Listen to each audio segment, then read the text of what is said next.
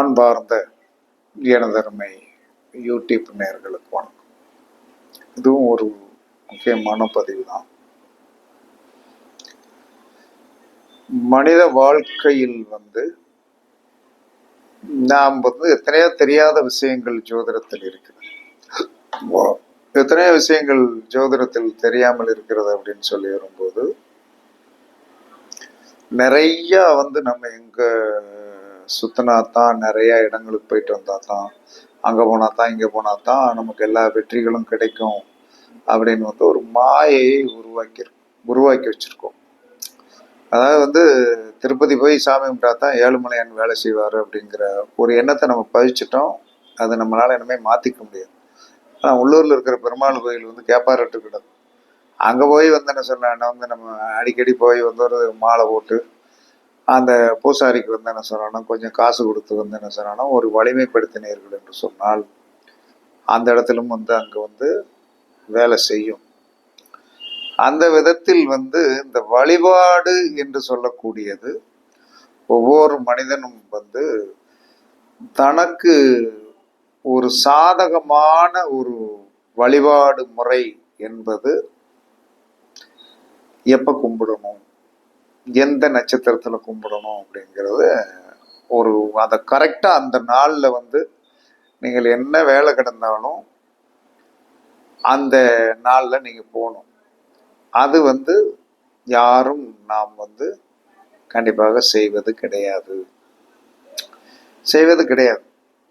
அப்ப செய்வது கிடையாது அப்படின்னு சொல்லி வரும்போது அந்த நட்சத்திரம் நம்மளுடைய லக்கணத்திற்கு 10ஆம் இடத்துல இருக்கும். 10ஆம் இடத்துல தான் இருக்கும். 10ஆம் இடம் தான் கர்மத்தின் நுழைவாசல். உங்களுடைய கர்மம் எங்கிருந்து நுழையுது? இன்னைக்கு நம்ம வாங்கிட்டு போற காசுல இருந்தா அந்த காசுல இருந்தா உள்ள நுழையும். அந்த காசு இன்னொருத்தனுடைய சம்பாத்தியம். அந்த சம்பாத்தியம் அவன் எப்படி சம்பாத்தியம் பண்ணி கொண்டு வந்தான் என்பது நமக்கு தெரியாது.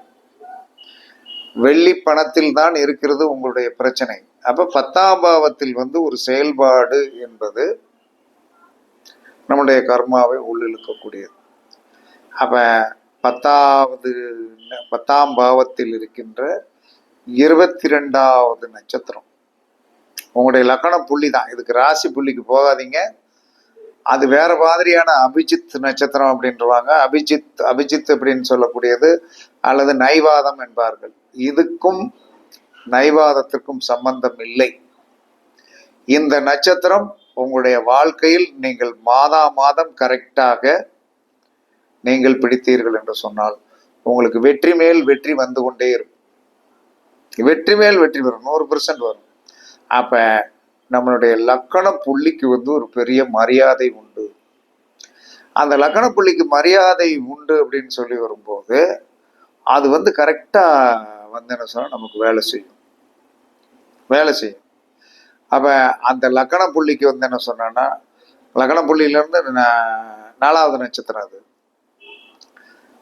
4வது நட்சத்திரம் அப்படின்னு சொல்லி வரும்போது அதுக்கடுத்து 13வது நட்சத்திரமா வரும், அதுக்கடுத்து 22வது நட்சத்திரமா வரும். இதை எந்த ஒரு மனிதன் பயன்படுத்துகிறானோ அதிலும் அந்த 22வது நட்சத்திரம் நம்மளுடைய லக்கண புள்ளின்னா அது ஒரு நட்சத்திரம் தானே. அந்த நட்சத்திரத்திலிருந்து 22வது நட்சத்திரத்தில் ஒரு குழந்தை உங்கள் வீட்டில் பிறந்து விட்டது என்று சொன்னால் கண்டிப்பாக உங்களுக்கு வாழ்க்கையில் அதை பார்க்க வெற்றி. அது கூட நீங்க பேச வெற்றி. அது மனைவியாக வந்து விட்டாலே என்ன சொல்றான்னா யோகம்தான். அதற்குண்டான விருச்சத்திற்கு என்ன சொல்றா, நம்ம தண்ணி ஊத்திக்கிட்டே வந்தோம்னா என்ன சொல்றான்னா நாம் அனைத்து காரியங்களிலும் வெற்றி பெறுவோம். அந்த நட்சத்திரத்தை அன்னைக்கு என்ன சொல்றா, நம்ம கோவிலுக்கு போய் அந்த நட்சத்திரத்திற்குண்டான கிரகம் இருக்கும். இல்லை தனியா அதுக்குண்டான சூரிய சந்திரர்களை தவிர்த்து மற்ற எல்லாமே நவகிரகத்துக்குள்ளதான் இருக்கு. சூரியனும் சந்திரனும் வெளியே வச்சிருக்காங்க. மற்றபடி என்ன சொல்றான்னா எல்லா கிரகங்களுமே நவகிரகங்கள் தான்.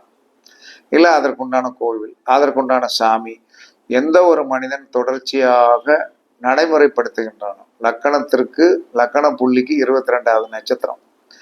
இது நைவாத நட்சத்திரம் கிடையாது. சந்திரனுடைய நட்சத்திர புள்ளிக்கு 22வது நட்சத்திரம் தான் நைவாதம். அது இல்லாமல் நம்ம பாட்டுக்கு போய் வந்தன சொன்னாலும் நைவாதம் என்று நீங்கள் செயல்படுத்தினீர்கள் என்று சொன்னால் கண்டிப்பாக அது நீங்கள் பொய்யாக்கி கொள்கிறீர்கள். அப்ப லக்கண புள்ளிக்கு 22வது நட்சத்திரம் உங்களுடைய வாழ்க்கையில் வந்து எவ்வளவு பெரிய யோகத்தை கொடுக்கும் என்பதை நீங்கள் அதற்குண்டான உணவை சாப்பிடுங்கள். அதற்குண்டான உணவு, அதற்குண்டான பட்சணம், அதற்குண்டான விருட்சத்துக்கு தண்ணீர் ஊற்றுங்கள். நீங்கள் நினைத்த காரியம் அனைத்துமே சக்சஸ் ஆகும். அந்த விதத்தில் நீங்கள் பார்க்கும்போது இப்போ உங்களுடைய லக்கண புள்ளி வந்து அசுபதியில விழுந்துருச்சுன்னு வைங்க.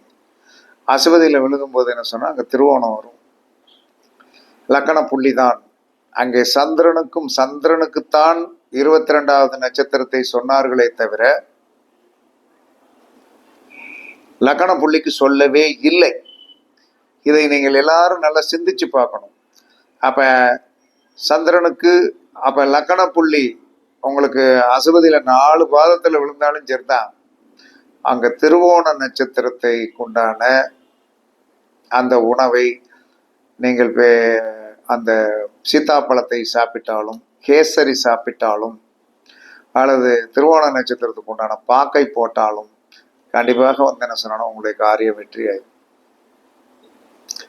பரணி நட்சத்திரத்திற்கு தக்காளி சாதம் சாப்பிடணும், கண்டிப்பாக வெற்றி பெற்று விடுவீர்கள். அதற்கடுத்து கார்த்திகை நட்சத்திரத்திற்கு நீங்கள் வந்து திராட்சை பழம் சாப்பிடணும். கார்த்திகை நட்சத்திரத்துக்கு திராட்சை பழம் சாப்பிடணும். ரோகிணி நட்சத்திரத்திற்கு மாம்பழம் சாப்பிடணும். மிருகசீரிட நட்சத்திரத்திற்கு அன்னாசி பழம் சாப்பிடணும். அன்னாசி பழம் சாப்பிடணும். திருவாதிரை நட்சத்திரத்திற்கு பாவக்காய் சாப்பிடணும் அல்லது இளந்த பழம் சாப்பிடணும். புனர்பூச நட்சத்திரத்திற்கு முந்திரி பருப்பு சாப்பிடணும். புனர்பூச நட்சத்திரத்திற்கு முந்திரி பருப்பு சாப்பிடணும். பூச நட்சத்திரத்திற்கு நீங்கள் சாப்பிட வேண்டியது என்ன சொல்றாங்கன்னா வந்து நெல்லிக்காய் சாப்பிடணும், நெல்லிக்காய் ஜூஸ் சாப்பிடணும். ஆயில்ய நட்சத்திரத்திற்கு நீங்கள் சாப்பிட வேண்டியது அத்திப்பழம் சாப்பிடணும். ஆயில்ய நட்சத்திரத்திற்கு. மக நட்சத்திரத்திற்கு வந்து நீங்கள் சாப்பிட வேண்டியது நாவல் பழம் சாப்பிடணும். மக நட்சத்திரத்துக்கு நாவல் பழம் சாப்பிடணும். பூர நட்சத்திரத்திற்கு வந்து தேங்காய் சில்லு சாப்பிடணும். தேங்காய் சில்லு அல்லது தேங்காய் பால் கண்டிப்பாக சாப்பிடணும். அதற்கு அடுத்து வந்து என்ன சொன்னா உத்தர நட்சத்திரத்திற்கு நீங்கள் வந்து என்ன சொன்னா வாழைப்பழம் சாப்பிடணும். உத்தரை பழத்துக்கு வாழைப்பழம் சாப்பிடுங்க, அன்னைக்கு காரியம் வெற்றி ஆகுது. அஸ்த நட்சத்திரத்திற்கு நீங்கள் வந்து என்ன சொல்றான்னா வந்து கரும்புச்சாறு சாப்பிடணும். அஸ்த நட்சத்திரத்துக்கு கரும்புச்சாறு சாப்பிடணும். சித்திரை நட்சத்திரத்திற்கு நீங்கள் வந்து ஆப்பிள் பழம் சாப்பிடணும். சித்திரை நட்சத்திரத்திற்கு ஆப்பிள் பழம் சாப்பிடணும். சுவாதி நட்சத்திரத்திற்கு முருங்கைக்காய் சாப்பிடணும். சுவாதி நட்சத்திரத்திற்கு வந்து முருங்கைக்காய் சாப்பிடணும். அதற்கடுத்து விசாக நட்சத்திரத்திற்கு நீங்கள் சாப்பிட வேண்டியது மாங்காய் சாப்பிடணும். அனுச நட்சத்திரத்திற்கு எலுமிச்சம் சாறு குடிக்கணும். கேட்டை நட்சத்திரத்திற்கு உத்தர நட்சத்திரத்திற்கு உண்டான உணவாகிய அந்த இது இருக்கு இல்லையா, மாதுளம்பழம், அது சாப்பிடணும். அதற்கு அடுத்து வந்து மூல நட்சத்திரத்திற்கு நீங்கள் சாப்பிட வேண்டியது ஆரஞ்சு பழம் சாப்பிடணும். அதற்கடுத்து வந்து போராட நட்சத்திரத்திற்கு கொஞ்சம் யோசிச்சே சொல்ல வேண்டியது இருக்குது. யாரும் தவறாக நினச்சிக்கிடாதீங்க. எல்லாம் சில பேர் என்ன செஞ்சிருவாங்க தெரியுமா, நிதானமாக தெளிவாக அப்படியெல்லாம் ஒன்றும் பண்ண முடியாது. இது ஜோதிடம். ஏன்னா அதை கரெக்டாக செட் பண்ணணும், சும்மா கிடையாது. அப்போ மூல நட்சத்திரத்திற்கு வந்து நீங்கள் சாப்பிட வேண்டியது மூலம், புராடம், உத்திராடம், திருவோணம். அஸ்த நட்சத்திரத்துக்குள்ளான ஆரஞ்சு பழத்தை சாப்பிடணும். அதற்கடுத்து வந்து என்ன சொல்கிறாங்கன்னா வந்து போராட நட்சத்திரத்திற்கு சித்திரை நட்சத்திரத்திற்கு உண்டான அந்த இது பப்பாளி பழம் சாப்பிடணும். சரியா? உத்திராட நட்சத்திரத்திற்கு வந்து சுவாதி நட்சத்திரத்திற்கு உண்டான கிறிஸ்மஸ் பழம் சாப்பிடணும். திருவோண நட்சத்திரத்திற்கு வந்து விசாக நட்சத்திரத்திற்கு உண்டான கற்கண்டு சாப்பிடணும். அவிட்ட நட்சத்திரத்துக்கு அரச நட்சத்திரத்துக்கு உண்டான நொங்கு சாப்பிடணும். பூரட்டாதி நட்சத்திரத்திற்கு வந்து செர்ரி பழம் சாப்பிடணும். சரியா? உத்திரட்டாதி நட்சத்திரத்திற்கு வந்து மூல நட்சத்திரத்திற்கு உண்டான வந்து என்ன சொல்லலாம்னா கொய்யாப்பழம் சாப்பிடணும். அதற்கு அடுத்து வந்து என்ன சொல்லலாம்னா வந்து ரேவதி நட்சத்திரத்திற்கு ரேவதி, அஸ்வதி, பரணி, கார்த்திகை, உத்திராட நட்சத்திரத்திற்கு உண்டான பலாப்பழம் சாப்பிடணும். இதெல்லாம் உண்மையான 100% உண்மை. இதெல்லாம் வந்து லக்கண புள்ளிகள் நின்றால் நீங்கள் இதை தொட்டு பார்த்தாலே வேலை செய்யும். அது கண்டிப்பாக வேலை செய்யும். இதெல்லாம் நான் பரீட்சித்து பார்த்து விட்டுத்தான் இதெல்லாம் சொல்றேனே தவிர பரீட்சித்து பார்க்காமல் சொல்லவில்லை. பயன்படுத்தி பாருங்கள். ஏழைக்கு குசேலன் என்ன செஞ்சாரு? நான் ஏழையா, என்னால் அவள் தான் கொண்டு வர முடியும், சாப்பிடு அப்படின்னு கிருஷ்ணனுக்கு கொடுத்து பெரிய கோடீஸ்வரனான கதை உண்டு. நம்ம ஏழை தான், யாரும் பெரும் பணக்காரர்கள் இல்லை. அதனால நீங்களும் ஏழை, நானும் ஏழை. ஏழைக்கேத்த எள்ளுருண்டை தான் இந்த பரிகாரம். உங்களுடைய லக்கண புள்ளிக்கு 22வது நட்சத்திரத்திற்குண்டான உணவை தினமும் சாப்பிடுங்கள். தினமும் வெற்றி பெறுவீர்கள். அதே மாதிரி குழந்தைகள் இருந்தாலோ நண்பர்கள் இருந்தாலோ அவர்களுக்கு தினம் டீ வாங்கி கொடுங்க. 10 நிமிஷம் சந்தோஷமா பேசுங்க.